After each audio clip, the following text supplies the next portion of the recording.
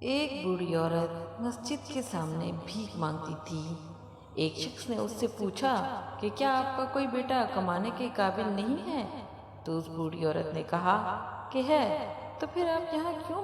بوڑھی عورت نے کہا کہ میرے شوہر کا انتقال ہو گیا ہے، میرا بیٹا نوکری کے لیے بیرون ملک گیا ہے، جاتے ہوئے اخراجات کے لیے مجھے کچھ رقم دے کر گیا تھا، وہ خرچ ہو گئی ہے، اسی وجہ سے میں بھیک مانگ رہی ہوں۔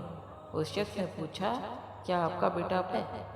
بوڑھی عورت نے کہا میرا بیٹا ہر ماہ رنگ رنگ کاغذ بھیجتا ہے جسے میں گھر میں دیوار پر چپکا کر رکھتی ہوں۔ وہ شخص اس کے گھر گیا اور دیکھا کہ دیواروں پر بینک کے 60 ڈرافٹ چپسا کر دیے گئے ہیں، ہر ڈبے کا تھا۔ تعلیم یافتہ نہ ہونے کی وجہ سے وہ عورت نہیں جانتی تھی کہ اس کے پاس کتنی دولت ہے۔ اس شخص نے اسے ڈرافٹ کی اہمیت سمجھا دی تو وہ عورت بہت خوش بھی ہوئی اور حیران بھی ہوئی کہ دولت ہوتے ہوئے بھی وہ بھیک مانگ رہی ہے۔ ہماری حالت بھی اس بوڑھی عورت کی طرح ہے۔